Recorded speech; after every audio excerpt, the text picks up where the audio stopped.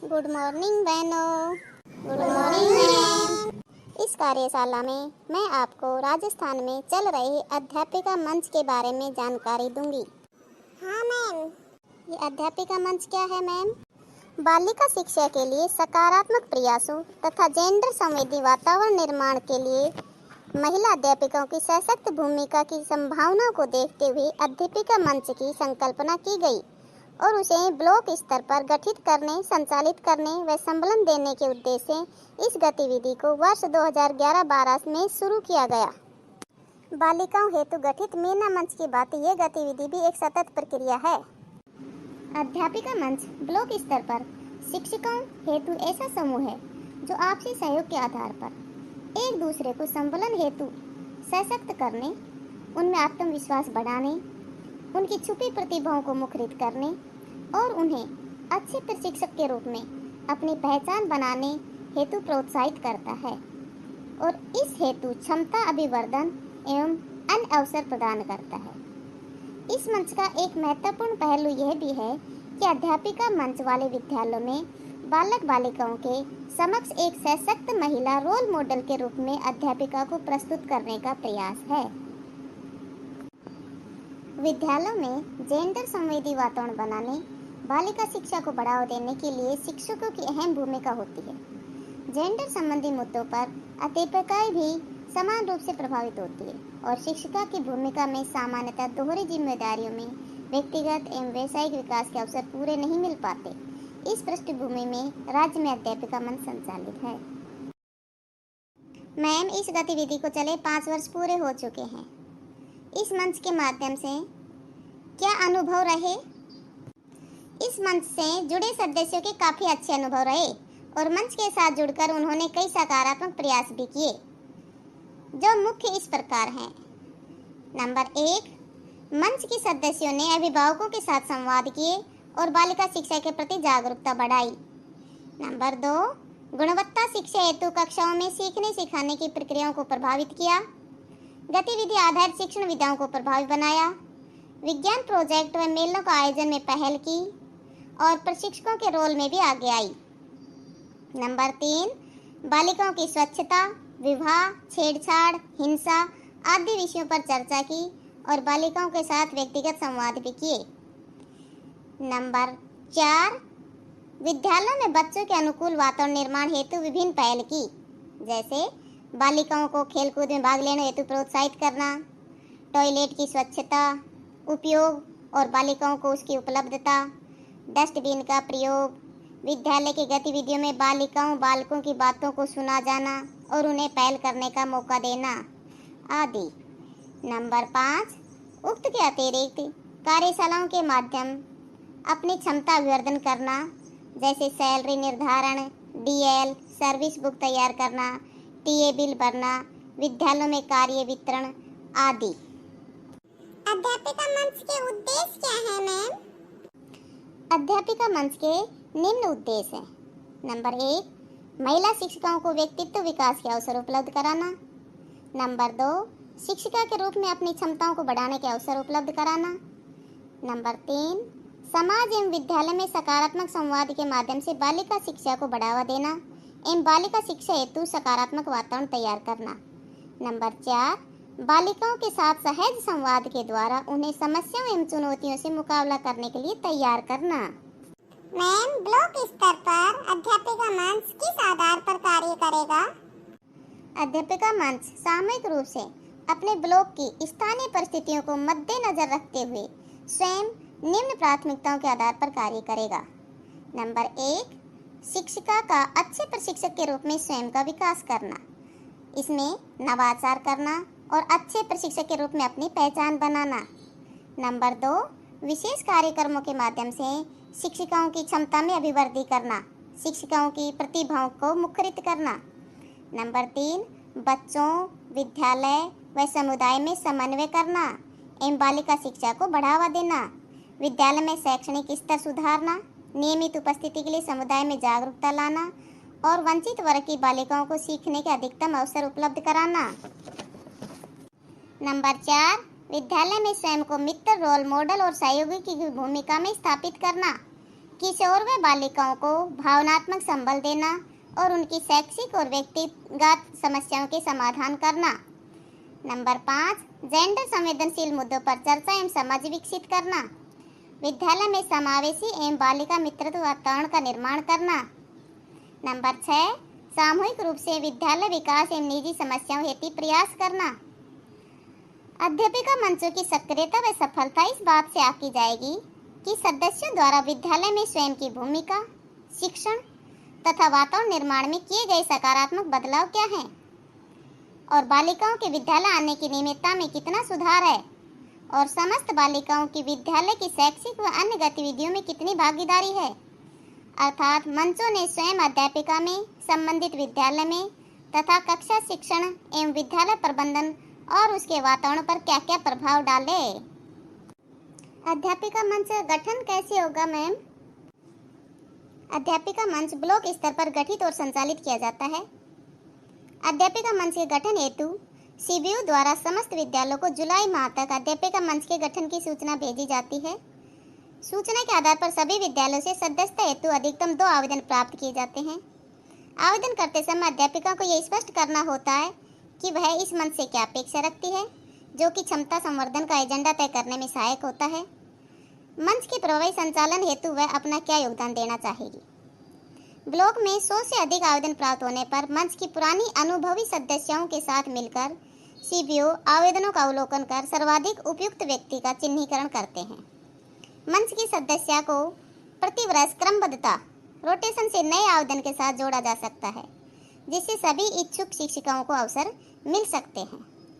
यहाँ ये ध्यान रखने योग्य है कि मंच की बैठक में पूर्णतः भाग न लेने वाले सदस्यों को मंच से तुरंत प्रभाव से अलग किया जाता है।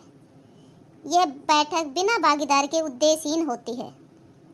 प्रथम बैठक में सभी अध्यापिका सदस्यों का परिचय विवरण एकत्रित किया जाता है, जिसमें निम्नलिखित सूचनाएं अवश्य ही ली जाती हैं: नाम, पदस्थापन, मोबाइल नंबर, शैक्षणिक योग्यता एवं विषय, राज्य जिले पर किए गए प्रशिक्षण, व्यक्तिगत रुचि के अधिकतम 2 क्षेत्र, व्यवसायिक प्रगति हेतु रुचि के कोई 2 क्षेत्र और अपने लिए कोई एक सपना। सूचना को संकलित करा टैब के नंबर सहित सॉफ्ट कॉपी में राजस्थान प्रारंभिक शिक्षा परिषद जयपुर को उपलब्ध करवाए जाते हैं। मंच के सभी सदस्यों को चार्ट पेपर पर हस्त निर्मित परिचय पत्र दिए जाते हैं, जिसमें सदस्य के नाम, पदस्थापन, मोबाइल नंबर के साथ उसकी किसी 2 क्षमताओं का और एक क्षमता विवर्तन की आवश्यकता का उल्लेख होता है। मंच के सफल संचालन हेतु बीओ एवं एपीसी बालिका शिक्षा के संयुक्त निर्णय द्वारा मंच की संयोजिका एवं सह संयोजिका का मनोनयन किया जाता है, जो कि मंच की प्रथम बैठक तक समस्त कार्य करते हैं और मंच की प्रथम बैठक में उनका चयन मंच के सदस्यों द्वारा सर्वसम्मति से होता है। किसी भी मतभेद की स्थिति में एडीपीसी का निर्णय अंतिम होता है। अध्यापिका मंच आयोजन समिति के क्या काम होते हैं मैम? संयोजिका व सह संयोजिका के चुनाव के बाद मंच की प्रथम बैठक में अध्यापिका मंच आयोजन समिति के सदस्यों का चयन किया जाता है, जिसमें 5 सदस्य होते हैं, जो 5 कार्यों के निर्वहन हेतु कार्य विभाजन करते हैं, किंतु साथ ही संयुक्त रूप से जिम्मेदार भी होते हैं। ये 5 कार्य क्षेत्र हैं, जिसमें पहला कार्य क्षेत्र है समस्त सदस्यों के छोटे छोटे समूह बनाकर आपसी समन्वय बनाए रखें और लगातार संप्रेषण बनाए रखना और सभी सदस्यों को विश्वास में रखना कि उनके सभी प्रयासों और चुनौतियों में मंच उसके सहयोग हेतु सक्रिय है। सदस्यों को ईमेल, व्हाट्सएप, फेसबुक, अन्य साधनों से जोड़े रखना, साथ ही संप्रेषण के माध्यम का प्रयोग मंच के कार्यों एवं सफलतामूलक प्रयासों को साझा करने हेतु जाए, न कि व्यक्तिगत विचारों के आदान प्रदान हेतु। दूसरा कार्य क्षेत्र है सदस्यों के व्यक्तित्व विकास के क्षेत्र को चिन्हित करने एवं उसके लिए संदर्भ व्यक्तियों एवं संदर्भ संस्थाओं से समन्वय करना, आवश्यकताओं का निर्धारण करके क्षमता विवर्धन कार्यशालाओं का आयोजन हेतु एजेंडा एवं आवश्यक संसाधनों की उपलब्धता सुनिश्चित कराना। तीसरा कार्य क्षेत्र है अपने ब्लॉक में हो रही समस्त गतिविधियों की जानकारी रखें और उसकी सूचना समस्त सदस्यों तक भेजा जाना सुनिश्चित करें। साथ ही अपने सदस्यों में से क्षेत्र विशेष में दक्षता रखने वाले सदस्य को प्रतिभाग लेने हेतु प्रोत्साहित करें। चौथा कार्य क्षेत्र है मंच के सदस्यों द्वारा किए गए विभिन्न प्रयासों नवाचारों का संकलन कर प्रोत्साहित करना, साथ ही चुनौतियों को पहचान कर उसके निवारण हेतु सामूहिक प्रयास करना, अन्य मंचों के संपर्क में रहना, उपलब्धियों एवं चुनौतियों एवं उसके साथ जुड़ी प्रक्रियाओं को जिले एवं राज्य कार्यालय तक त्रैमासिक द्विवार्षिक रिपोर्ट भेजा जाना भी सुनिश्चित किया जाएगा। पांचवा क्षेत्र है बाल अधिकारों, बच्चों से समस्या समाधान के तरीकों पर शिक्षिकाओं को मार्गदर्शन देना, समुदाय के साथ बालिकाओं की शिक्षा, सुरक्षा आदि के मुद्दों पर संवाद बनाने के सफल तरीकों, विद्यालय में अन्य शिक्षक शिक्षिकाओं के साथ टीम बनाकर अभिभावकों के साथ सार्थक संवाद करने के तरीकों पर तैयार करना, बालिका शिक्षा, मीना मंच, पढ़े भारत बढ़े भारत, अन्य नवाचार के अंतर्गत मंच द्वारा किए जा रहे प्रयासों से परियोजना कार्यालय के समन्वयकों, अधिकारियों आदि को अवगत कराना और आवश्यक सहयोग लेना। ये सभी 5 कार्य क्षेत्र के अतिरिक्त अन्य जो भी कार्य होंगे वह संयोजिका एवं सह संयोजिका के माध्यम से आयोजन समिति के सदस्य मिलकर करेंगे, जैसे कार्यक्रमों का संचालन, वित्तीय एवं लेखा व्यवस्थाएं आदि। जो भी कार्य होंगे वह संयोजिका एवं सह संयोजिका के माध्यम से आयोजन समिति के सदस्य मिलकर करेंगे, जैसे कार्यक्रमों का संचालन, वित्तीय एवं लेखा व्यवस्थाएं आदि। अध्यापिका मंच के आयोजन समिति के चयन का आधार क्या है मैम? संयोजिका, सह संयोजिका एवं आयोजन समिति के सदस्यता हेतु शिक्षिकाओं का चयन निम्न आधार पर किया जाता है। जो अध्यापिका अपनी बात को सहज रूप में रख सके, साथ ही महिला शिक्षिकाओं को साथ लेकर गतिविधियों का संचालन कर सके, ब्लॉक की अकादमिक गतिविधियों में रुचि के साथ भागीदारी करती हो, अपने साथियों एवं संबंधित अधिकारियों से सार्थक संवाद बना सके, स्वयं ने मंच के उद्देश्य की प्राप्ति एवं प्रस्तावित कार्यों में विशेष एवं उदाहरणीय प्रयास किया हो। मैम, ब्लॉक स्तर पर बैठक करने से पूर्व क्या क्या तैयारियां करनी पड़ती है? प्रत्येक बैठक या कार्यशाला से पूर्व संयोजिकाएं व 5 प्रभारी आपसी समन्वय से पूर्व तैयारी कर लेती हैं। तैयारी में कुछ विचारणीय बिंदु होते हैं जो इस प्रकार है। पूर्व बैठकों में तय किए कार्यों की क्रियान्विति की समीक्षा करना ताकि मंच की होने वाली बैठक में प्रभावी प्रदर्शन सुनिश्चित हो सके। बैठक में उपस्थित होने वाली शिक्षिकाओं को सूचना पहुंचाना सुनिश्चित करना। आगामी बैठक में होने वाली गतिविधि की आवश्यकता के अनुसार सामग्री की सूची बनाकर संबंधित को देकर अवगत कराना।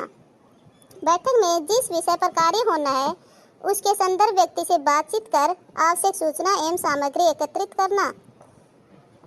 सत्रवार गतिविधियों का निर्धारण करना ताकि विधिवत तरीके से बैठक का संचालन किया जा सके। सत्र संचालन की जिम्मेदारी देना। बैठक का प्रतिवेदन तैयार करने की जिम्मेदारी तय करना। अध्यापिका मंच से संबंधित अभिलेखों को व्यवस्थित करना, जैसे उपस्थिति रजिस्टर, पंजीयन प्रपत्र फाइल, मुझे पहचानो प्रपत्र फाइल, बैठक प्रतिवेदन फाइल, मंच का सत्यापन विवरण रजिस्टर, बैठक में निर्मित रचनाओं का संग्रह करना आदि। उपलब्धि विवरण। बैठक के दौरान ध्यान रखने वाली बातें कौन कौन सी हैं मैम? बैठकें समय पर प्रारंभ हो और पूरे समय चले यह सुनिश्चित करना। उपस्थित सभी शिक्षिकाओं की सक्रिय सहभागिता बनाना। समूह में भी कार्य किया जा सकता है। क्षेत्रवार प्रतिभाओं की पहचान करना व बैठक में उस उक्त प्रतिभाशाली शिक्षिका को मौका देना। संयोजिका, सह संयोजिका एवं 5 प्रभारी शिक्षिकाएं आपसी तालमेल रखते हुए बैठक के दौरान एक दूसरे को मदद करना। मंच के माध्यम से अन्य गतिविधियों या मुद्दे क्या क्या हो मंच के माध्यम से निकलवाना। आगामी बैठक की योजना तैयार करना। सत्रवार सत्र के संचालन के लिए अध्यापिका मंच की सदस्यों का भी सहयोग लेना। मैम, अध्यापिका मंच की कार्यशालाओं का एजेंडा क्या होता है? अध्यापिका मंच की कार्यशालाओं का एजेंडा इस प्रकार है। 1 नंबर, अपने समूह को जाने। 2 नंबर, अपने मीना मंच एवं गार्गी मंच का प्रभावी संचालन। 3 नंबर, बालिकाओं से संवाद के तरीकों को जानना। 4 नंबर, बालिकाओं के नियमित उपस्थिति की निगरानी करना। 5 नंबर, आउट ऑफ स्कूल बालिकाओं की शिक्षा से जोड़ना। 6 नंबर, बालक बालिकाओं दोनों को सुरक्षा एवं संरक्षा की जानकारी देना और तैयार करना। अगला है भविष्य के लिए विभिन्न कार्य क्षेत्रों एवं बालिकाओं से चर्चा करना और विद्यालय स्तर पर जानकारियों को जुटाना। अगला है बालिका मैत्रिक विद्यालय के इंडिकेटर्स को जानना और अपने विद्यालय को बालिका मैत्रिक विद्यालय बनाना। अगला है विद्यालय में सदस्य की भूमिका एवं लीडरशिप के आधार पर कार्य योजना बनाना। इसके बाद है सदस्यों की समस्याओं को एक प्लेटफॉर्म से जोड़कर समस्या समाधान करना। माहवारी स्वच्छता का प्रबंधन को जानना और विद्यालय में संचालन में पहल करना। जेंडर स्टीरियोटाइप एवं मिथकों पर समालोचनात्मक संवाद करना। बाल अधिकारों को जानना एवं उनकी जानकारी को बच्चों और समुदाय में पहुंचाना। बालिकाओं से संवाद के तरीकों को जानना। ये सभी अध्यापिका मंच की बैठकों या कार्यशालाओं के एजेंडे में शामिल होते हैं। बहुत अच्छा मैम। इस तरह से संदर्भ व्यक्ति सभी ब्लॉकों की एक संयुक्त कार्य योजना बनाते हुए सत्र को समापन की ओर ले जाते हैं। इस सत्र में संदर्भ व्यक्ति ब्लॉक की कार्य योजना तैयार करते समय अध्यापिका मंच के उद्देश्यों को मुख्य केंद्र में रखते हैं। साथ ही प्रत्येक गतिविधि या योजना के पीछे निहित विचारों और उद्देश्यों को स्पष्ट रूप से उभारने का प्रयास करते हैं, ताकि ब्लॉक स्तरीय बैठकों एवं क्षमता संवर्धन कार्यशाला में सम्मिलित सभी प्रतिभागियों में इसके आयोजित करने के पीछे मकसद की स्पष्टता रहे। बहुत अच्छा मैम, आपने बहुत अच्छी जानकारी दी। अब हमको अध्यापिका मंच के क्या कार्य हैं, क्या उद्देश्य हैं, इन सब के बारे में अच्छी तरह से मालूम हो गया है। अब हम अपने अपने जिलों में जाकर अध्यापिका मंच को अच्छी तरह से संचालित करने का पूरा प्रयास करेंगे।